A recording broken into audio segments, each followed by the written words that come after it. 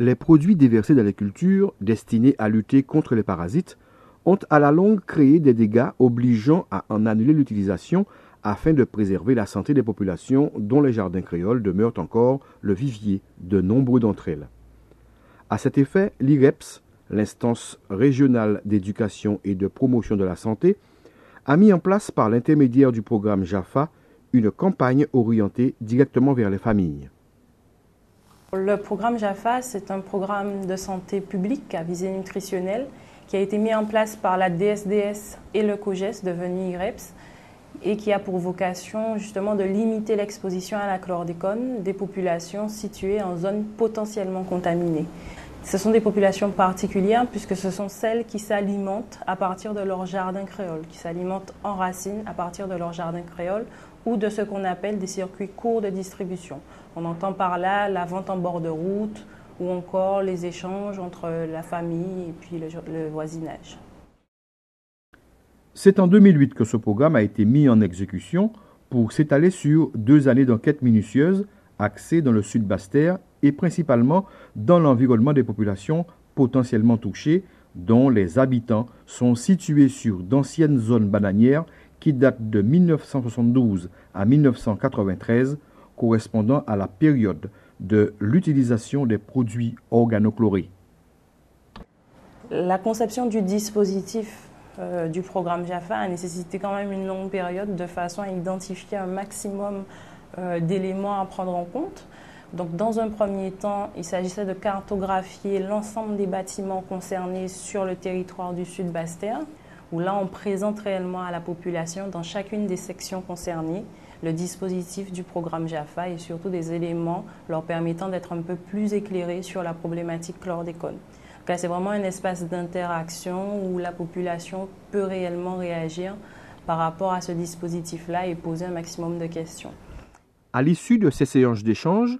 des enquêteurs prennent le relais en faisant du porte-à-porte afin de visiter toutes les familles situées en zones potentiellement contaminées, mais aussi recenser et évaluer les pratiques alimentaires à risque d'exposition à la chlordécone. Sur 3000 enquêtes effectuées entre les mois d'avril et octobre 2009, environ 260 analyses de sol ont été pratiquées, révélant un taux de chlordécone plus ou moins important dans la moitié des résultats. Le travail des enquêteurs consiste à aller chez certains individus, leur poser certaines questions concernant leur habitude de consommation sur les légumes racines tirés de leur jardin créole. Alors, l'intérêt des prélèvements est de savoir si ces personnes se situent sur des terrains contaminés ou pas, afin de ne pas les empêcher de consommer leurs légumes racines, mais de changer leur habitude de consommation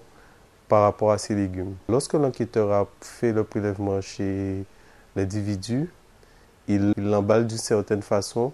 afin qu'on l'expédie à l'Institut Pasteur qui lui renverra ensuite ses résultats pour savoir si le terrain est contaminé ou pas.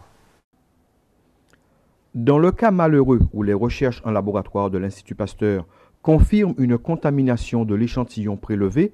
la mission des enquêteurs se poursuit afin d'inculquer aux propriétaires du terrain de nouvelles manières de cultiver dans leur jardin.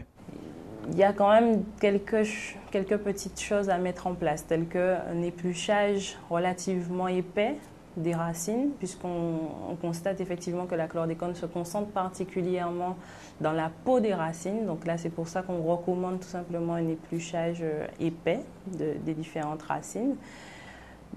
D'espacer aussi sa consommation en racines, parce qu'on s'aperçoit que c'est en consommant régulièrement qu'on a encore plus de risques de contamination, et puis surtout de rester vigilant sur les sources d'approvisionnement.